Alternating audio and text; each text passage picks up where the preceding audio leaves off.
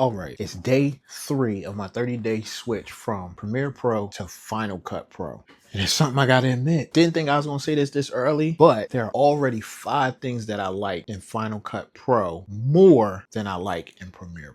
Now, let's be clear. It's day 3, so I'm still not fully converted over yet, but if these first 3 days are an indication of what's in store, then we in for a nice long good relationship. If you're new here, I've been editing in Premiere Pro for years now. I know its quirks, I know its shortcuts, or at least the shortcuts that I need to successfully edit a video. I've even dealt with the crashes, slow exports, and the media pending nightmares. So with that in mind, I decided to spend the next 30 days editing in Final Cut Pro exclusively. No other video editor. So here's the twist. Instead of thinking of all the things that are different, I'm simply just paying attention to what's better. Or should I say what works for me? And already I found 5 things that do. Number 1. In Premiere Pro, I was used to hitting the space bar and waiting. And I mean waiting. And it didn't matter what type of footage it was. Most of the time, it's just like 1080p. It was drop frames. It was lags. It was stutters. And for me, that was just part of the game. I just had to get used to it and understand that that's how it works. Number 2, background rendering. I didn't even realize this was happening until I was working on a clip, and the other clips that I rendered earlier, they were already rendered in the background. So for me, that means less staring at the rendering bar and more editing. Number 3, the magnetic timeline. Now, I gotta be real with you. If you've seen some of my other videos, if you've seen when I first started out, like the magnetic timeline, we weren't friends. Nope, weren't friends at all. I hated it on day 1. Everything snapping together felt a little chaotic for me. Like, I just wasn't used to it. But now, I get it. It all makes sense. It keeps everything in sync, which works out so good for me. I don't have no accidental gaps, no out of sync audio. When I move a clip, the timeline adjusted. It's like magic. It's like having an assistant or like a little housekeeper to keep everything in order. Number 4, export speeds. Now, this is a huge one for me as a content creator because we all know if you're a content creator, if you're a video editor, it doesn't matter, whichever one, we got to get this content out here quickly. In Premiere Pro, a 5-minute video could mean a 5 to 10 minute export. And sometimes it could be a little bit longer if you have special effects, but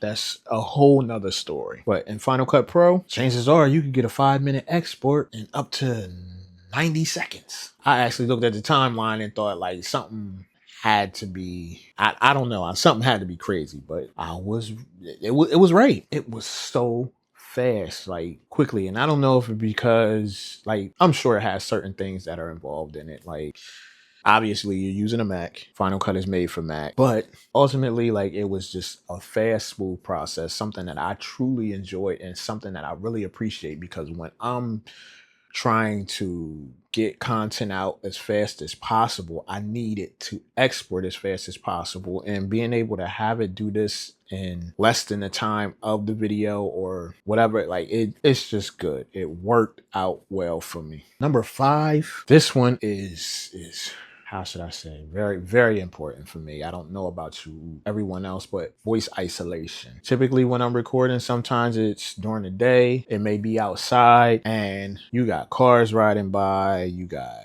music playing, you got people talking. I could even be in a crowd recording a vlog. In most cases, you still want to hear a little bit of the background, but not that much. So that's when voice isolation takes place.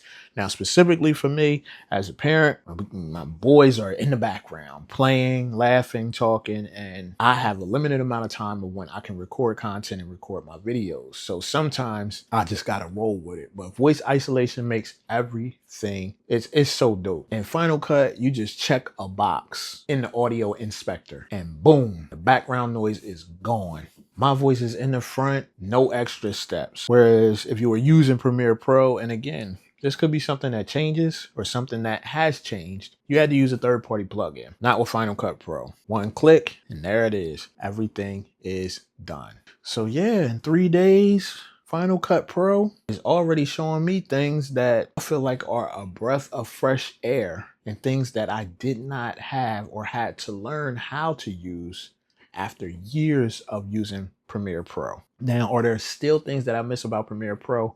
Absolutely. And that's what I'm going to talk about in my next video. But for now, these 5 features have me editing faster, smoother, and without any frustration. So if you're curious about switching to Final Cut Pro, or you just want to see how I make out in these next 30 days, and if I actually switch back to Premiere Pro or continue on with Final Cut Pro, then make sure you hit that subscribe button. And don't forget to turn on your notifications for every time one of my videos drop, because in day 4, it's all about seeing if Premiere Pro still can beat Final Cut Pro. I'm out.